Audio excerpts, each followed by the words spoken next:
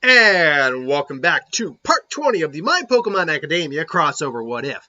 Last time we dealt with the evils, or the uncertainties, uncertain goods, uncertain bads, uncertain goods, the moral dilemma that came with Stain. But Stain was defeated. And now we go up to the next day, where our faithful heroes go to take on their next gym battle and get Shinso and Deku's 4th gym badge. But will they be able to overcome the massive defenses of Fat Gum? Let's find out. So yes, Midoriya and Shinso are both there now for their gym battle.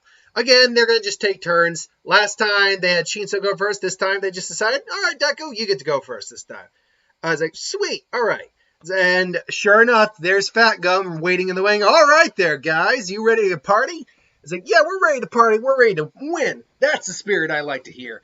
All right, then. Well, I'm sure you know how most gym battles work. We all kind of have a gimmick here, but I think today we're just gonna have a straight-out gym battle. 3-on-3, no time limit, no items. You know how it works. Yeah, I know how it works. All right, then. So the referee comes out. It's like, all right, challengers, when you choose your first Pokemon, and states the rules again, and begin. And Fat Gun basically sends out, Bewear, go, Bewear. And then, all right, Rufflet, I choose you. And so the match begins. So the match begins with Rufflet using Hone Claws to increase, I believe Hone Claws increased attack, and attack or speed, I think. Sorry about that. 1 second. I'm trying to remember what Hone Claw actually did. I know it increases one of the two stats. Hone Claws increases. You're not actually telling me what it does. It's a non-damaging Dark-type move. Great. What does it do? Okay. Oh, attack and accuracy. Okay, attack and accuracy. So there you go. So yeah, uses Hone Claws to increase attack and accuracy. Bewear, though, comes out with Brutal Swing. Rufflet, though, being in the air, manages to avoid the attack, and then come in with a wing attack. Does land on Bewear. He uses Takedown, however. Does land. Rufflet kind of goes flying. Bewear then capitalizes on that with strength, but is countered with another wing attack. They clash. Rufflet does have a type advantage over Bewear. Bewear is normal in fighting. Rufflet being normal in flying. And flying have an advantage over fighting for some reason or not. I'm not actually sure why that's the case. Maybe it's because of most fighting type styles, you're not going to be able to hit anything in the air. So maybe that's why flying has an advantage over fighting. I'm not sure exactly why that's the case, but oh well. And Rufflet then flies high, uses Leered, which weakens Bewear's defenses. Strikes with another wing attack. However, Bewear is able to survive using Endure, and then is able to knock out Rufflet with another use of Strength. Rufflet is unable to battle. The winner is Bewear. Bewear! But Bewear is a bit tired. However, then Midoriya says, you did really good, Rufflet. You did exactly what we needed. We need to weaken him down. So now it's your turn. Hitmontop, I choose you. Hitmontop! And triple kick immediately uses Fake Out. Sorry, because he still knows Fake Out.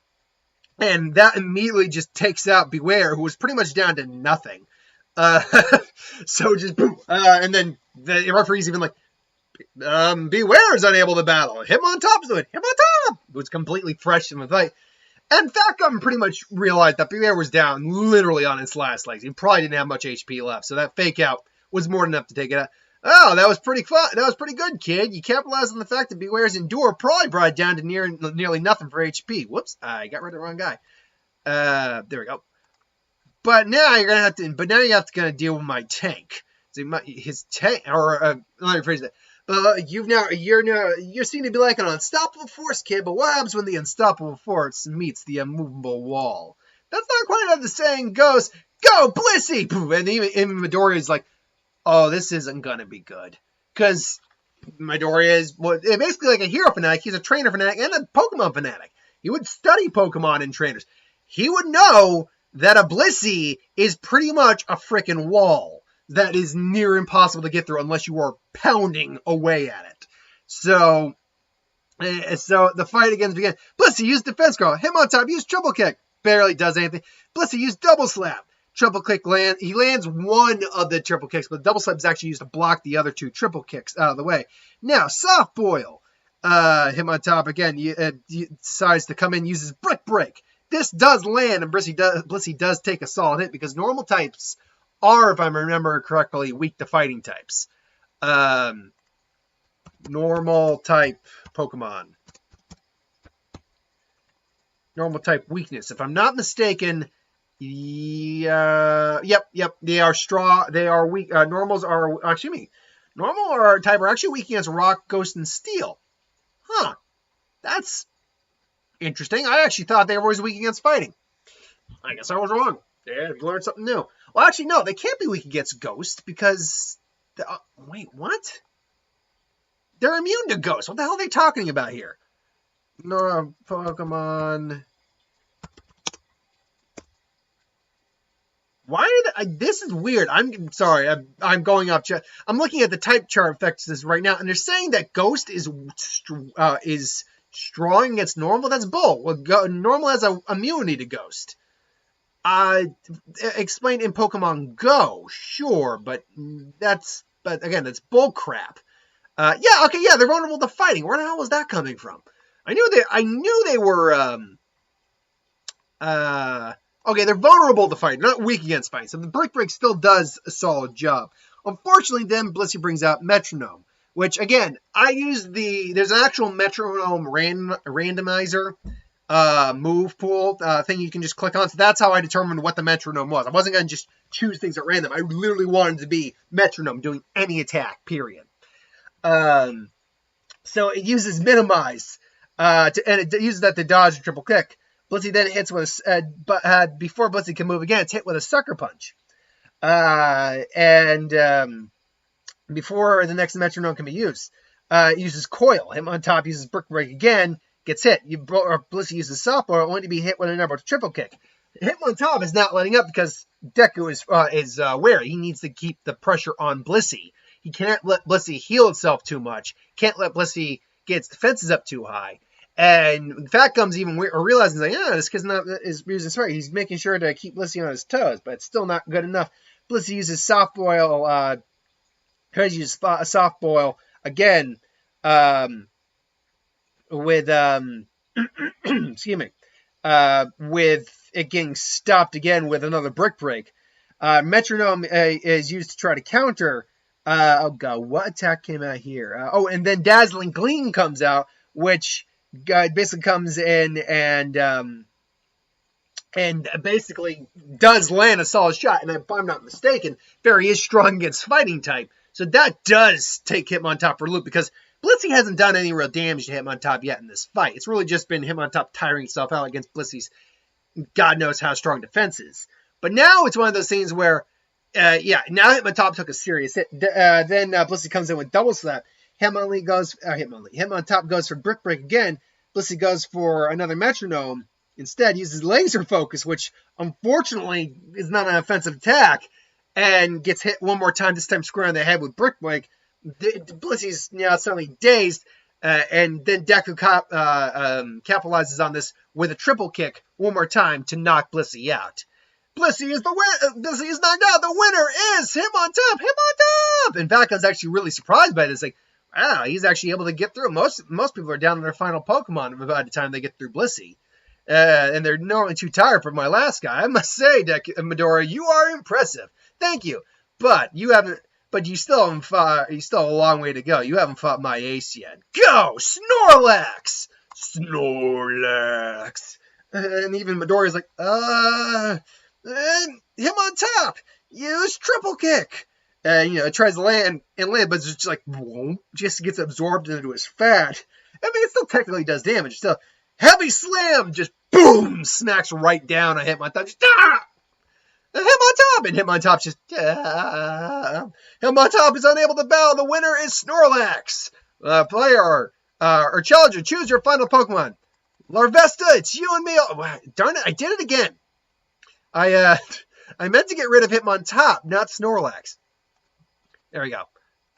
Larvesta, I choose you, Larvesta.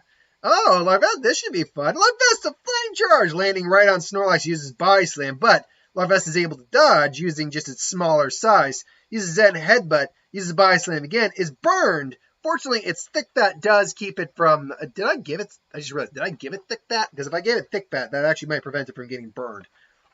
Because I have to actually remember off the top of my head what Thick Fat does. Does it actually prevent getting burned? Or does it just reduce the likelihood of it happening? Let's see here. Where are we? Let's see here. Oh, there we go. So Snorlax, yeah, Snorlax has Thick Fat. I don't believe the Thick Fat ability prevents burning. It just ups up the resistance to it. Thick Fat Pokemon. 1 second here. Which has the damage taken from fire and ice type moves. It does not prevent burning. Okay, good to know. So Snorlax does, in fact, get a burn on it. The amount of damage dealt to it's minimized, but it still gets a burn on it. Larvesta latches onto Snorlax and uses Absorb. Now, fortunately, it lost much HP. It's taking glancing blows, but nothing serious. And because Snorlax is so large, it is hard for Snorlax to get Larvesta off it. So between Absorb and Burn, it's actually starting to lose a little bit of HP until Snorlax starts to use Stockpile.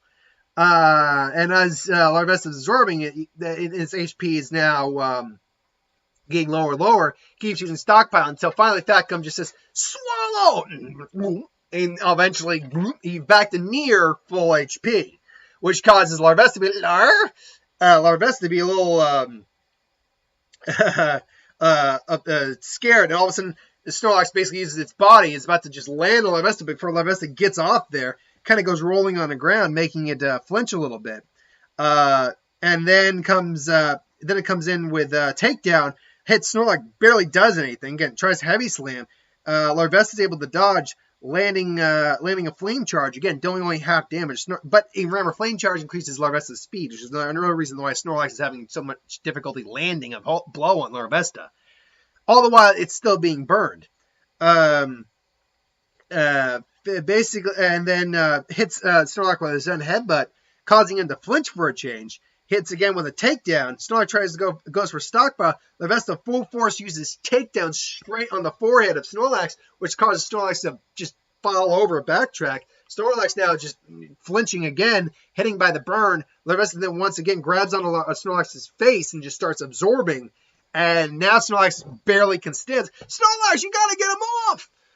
Then Snorlax tries to snort. Boom, and then just falls down, just unconscious. Larvesta, using technique, skill, and a lot of luck and speed, was able to get the win. The winner, Snorlax is unable to battle. The winner is Larvesta! Larvesta! Woo! And everyone's happy. It's like, yeah, Larvesta wins! Woo! It's like, well, that was some match there, Midoriya. Well, you've earned this. Here's the bulk badge. Now, I haven't actually determined what I think the bulk badge would look like. But given fat and all that, I actually think it'd be like a bulging fist to something. It looks like it'll be a fighting type fighting type badge. Surprisingly, Midoriya's a little surprised with this, but he notices that the fist seems to be overly exaggerated, like almost like it's to grow a little bit. It seems to grow and shrink almost. And then he actually looks, and the badge is actually designed. It's actually a special design badge to illustrate the whole concept of absorbing and then redirecting energy. Kind of like Fatgum does. He absorbs energy, and then he releases it into that one concentrated blow, which turns him into the thin, attractive version of Fatgum. And so it actually, basically by squeezing it, the badge actually kind of the fist and the badge kind of grows a little bit, and he says like, "Wow, that's so cool!" It's like, "Yep. Well, if you give me a moment to heal up my Pokemon, and we can have our battle next year." And so I was like, "I'm looking forward to it, Fatgum." Meanwhile, in an abandoned town about 20 miles, 30 miles west of Hosu City, we see Shigaraki sitting in a bar with Darkrai cleaning her glass like a good bartender should, and and then him looking at these and the people he brought in, he's like, who are these guys? I don't like them. And there you see Dabi, Toga, Himiko, and Twice standing there. It's like, oh, come on, you need help, and I told you I'd bring you help. I don't like this at all. Calm now, Shigeruki. You know we need the help. I still don't like it. I'm going for a walk. After they have almost about to pull out their Mon on them, but no, that didn't work out. So yeah, the League of Villains is coming together a little bit. But until then, thank you for watching. I hope you enjoyed. Like, comment, share, subscribe. As always, if you want us to review something, put in the comments below. Let us know. We'll do a review of it at some point. Ideas of who would win, Star Wars, Super Magic, what if, anything you can do on the channel. Put that in the comments below as well. I'll get to that at some point. So thanks for watching. Hope you enjoyed, and I'll see you next time. And we still got the Captain Clash Shinigami video to do today, and then we'll be done.